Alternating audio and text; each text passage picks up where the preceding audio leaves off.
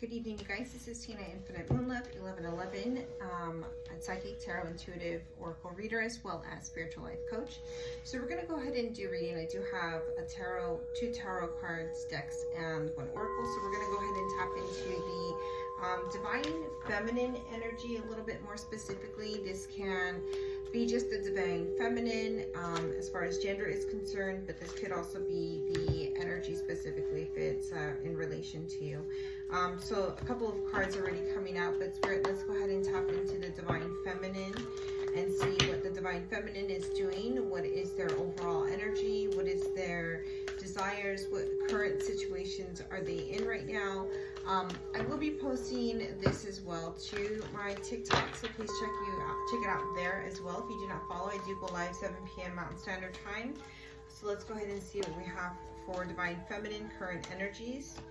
We do have the 9 of Pentacles and the High Priestess. The bottom of the deck is the Emperor, so this could be the feminine taking lead and charge in their life. The Sun is also coming out as well, and the Magician, very much beautiful arcana, and have been shuffling this deck. So we do have the Judgment as well and the internal conflict, okay? So that, or it could just be conflict on the external with the masculine perhaps, because we do have the Emperor coming out right here as well. Now, what I do feel though, as we are kind of going through these messages, is that there is a masculine who is enlightening themselves, or that there is a sense of judgment and they are having clarity and having more light within and without. Now, the feminine, to swing back, because this was mostly supposed to be on the feminine energy, it could be that they're also taking the lead in their life and they're manifesting and creating as they are awakening to more of their own sense of awareness and gifts, right? Now this is vice versa, because if this is divine feminine and that's a masculine energy, that could be the masculine's energy on the external as well. So take that as it resonates.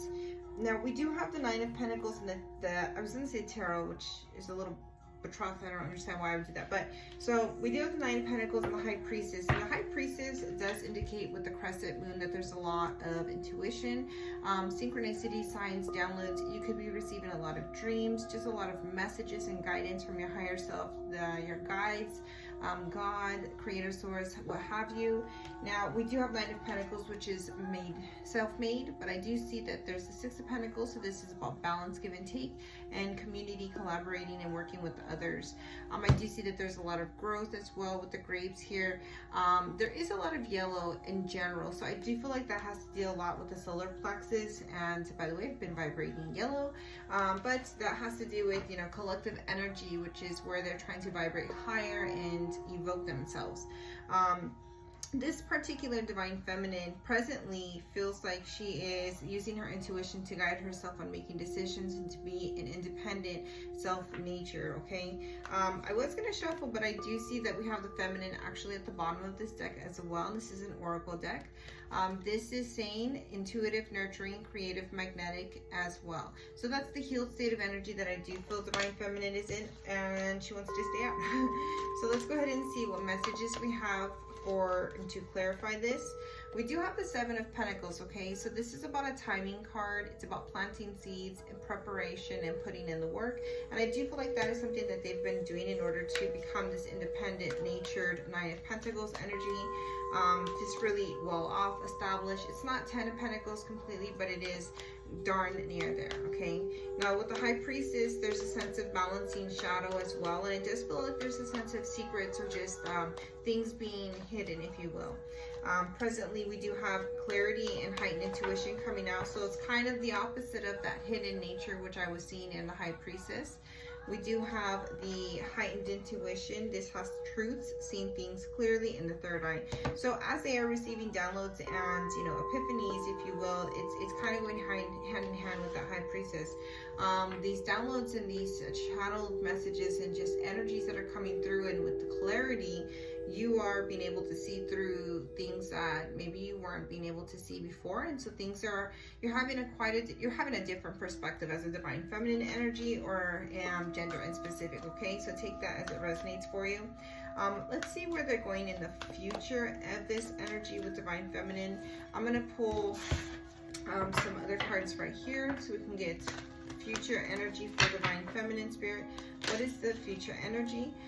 We do have Hierophant, okay? So this could be a higher commitment interested enough, Hierophant would be like the higher 5D self of masculine, divine masculine, which again, masculine energy did come out, okay? No matter what, if the feminine is taking the lead in their life right now and trying to do a little bit of healing as they are awakening, or just progressive energies as well.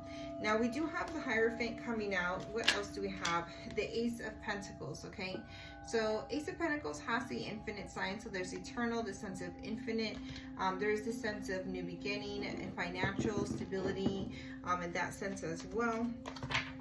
That is what I am getting. I do see the Three of Cups, the Knight of Pentacles, and the Temperance as well, and the Six of Wands. So there's a sense of victory with that Six of Wands. It could be an accolade or something that's just, you know, giving hope. The Temperance, balance, divine time, patience, and Knight of Pentacles, slowest moving, but for sure there's momentum in this buildup. Three of Cups is the celebration that we are seeing right there. Let's go ahead and get a couple of messages to clarify the Hierophant and the Ace of Pentacles spirit for divine feminine again. If these messages resonate with you, take a moment to hit the subscribe button, as well as comment 1111 or love. Let me know how this resonates with you, and I hope this message reaches you well. In addition, don't forget to hit the follow on TikTok and Instagram also.